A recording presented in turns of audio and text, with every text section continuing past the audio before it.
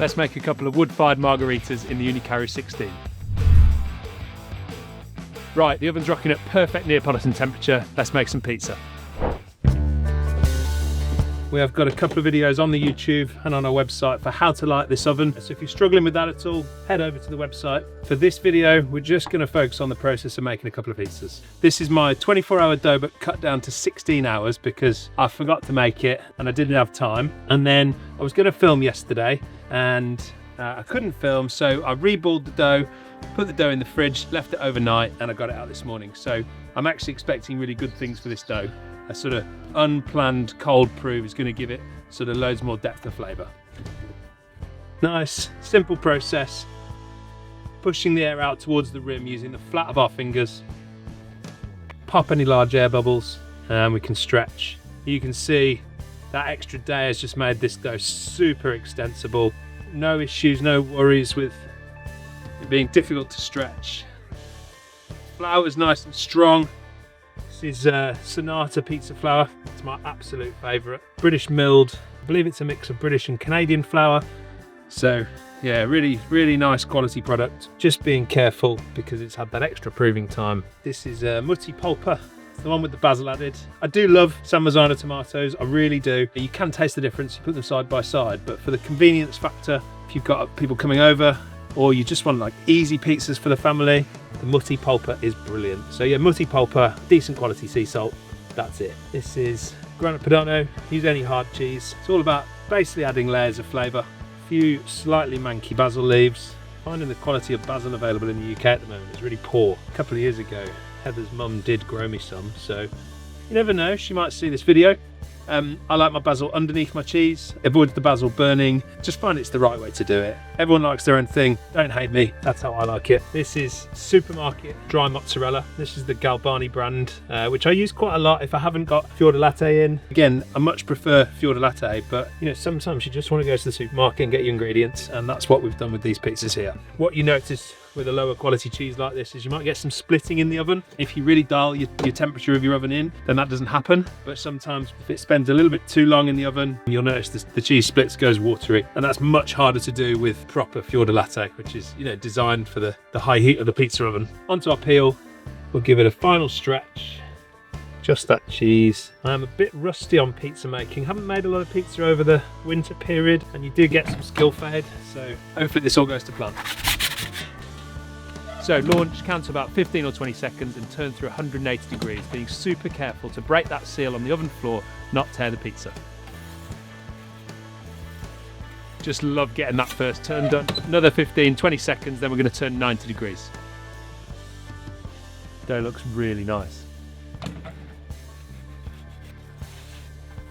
90-degree turn and about 15 seconds more. Yeah, that cheaper cheese is splitting a little bit. Quite often I'm baking pizzas for the freezer when I'm filming, but this is my lunch today, so I'm super excited. Quick final spin just to see if we've got any spots that need a bit more colour. And there we go, wood-fired margarita. There we go. I'm going to grab a second board and we'll make our second pizza. Field check's good. Let's just talk about this dough ball process a little bit more, because I think this is part of the process people struggle with a little bit. So you see, I'm going in with flour on basically any part of the dough ball that's touching another surface. So could be touching another dough ball, could be touching the side of the box. What we want to do is drop flour in there, cut through, so that flour then removes that seal, it removes the stickiness. Then we'll push flour underneath the dough ball, pick it up and straight into our flour bath over here. This flour bath basically allows you to minimize the amount of flour or semolina you use on your peel. The flour or semolina on your peel is what burns when it hits that hot oven. So this process allows you to use less and it allows you to avoid that burning. Yeah, if we look here, no burning on the bottom. So we get it totally covered in flour. Board's got a little bit on it. The stickiness is gone from that dough ball. So you take them out of the box and they've got that stickiness. This has got no stickiness anymore. So that means that I can just put the tiniest amount on the peel when I go to launch it. And that means there's no flour hitting that stone. It's adhered to the dough ball and that's not a problem for burning. Stretch this second one. Again, flat part of the fingers here.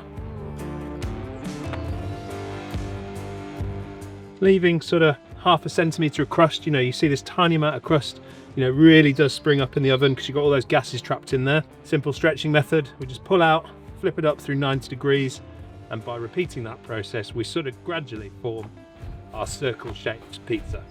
Up onto the knuckles if we need to. And ready to top.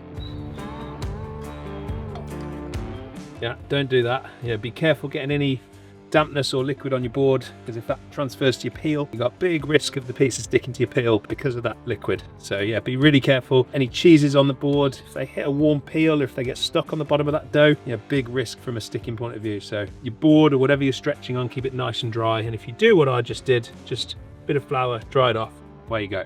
Right, this is the one I'm eating. So lots of grana padano. Oh yeah. This was a game changer for me in margaritas. We didn't used to like my homemade margaritas, and then I just learned that you just got to focus on good ingredients, layers of flavour, and every component on these pizzas, these margaritas, and they're one of our favourites through pizza night. So if you don't like a margarita, yeah, just go back to the drawing board, look at the process, look at the layers of flavour and the ways that you can build flavour through the pizza. Our cheese, I'm going to go light on cheese on the one I'm eating. I've lost a stone this year. We haven't been in pizza and barbecue season, so it's been easy to do that, so I do need to be careful. And then a little bit of oil. This is British rapeseed oil. I've got nothing against olive oil. Just try and use ingredients that are as sustainable as I can. So if it's coming from a British field, low road miles, that works for me. Look here, we've got that parmesan off the side of the board. Can be a problem with getting onto your peel, either sticking onto the peel or parmesan launching and sticking onto the stone, causing tears. Tiniest pinch of flour just on the leading edge of the peel, don't really need it, underneath, and then we do that final stretch out on the peel. Quick fuel check. Yeah, I'm all right, decent rolling flame, but let's just put one of these in for a kick of heat, and let's launch.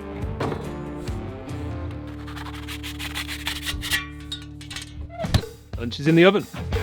Again, 20-ish seconds. We're trying to strike the balance basically between not burning the back of the pizza, but that base of the pizza being ready to break the seal between the pizza and the stone so we don't put a tear in it. You know, don't be afraid to open this door a little bit to get a better view. And if you think you might need to, just go with your peel, block a little bit of heat for a couple of seconds just to avoid the crust from burning. Right, try and slide this under. Feels, yeah, see, there's that moment where it breaks, the seal breaks, and you know you're all right.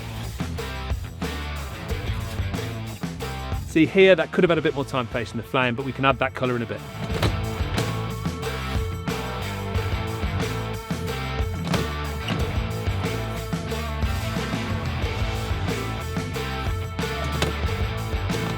Let's give it a spin, see what we're up to. So I want some colour there. And I want some colour there. So where are we first? There. Say about 5-10 seconds and we'll be done.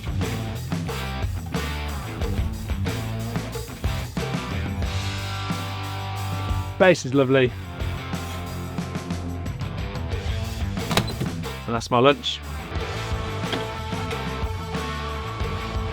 There we go, a couple of gorgeous margaritas cooked using wood in the Ooni Karu 16. Thank you so much for watching. We're right back at the content this spring, so we got loads more to come. Please subscribe, give us a like, and I'll see you soon. But for now, it's time for me to eat. That dough, gorgeous. So fresh, so full of flavour, so good.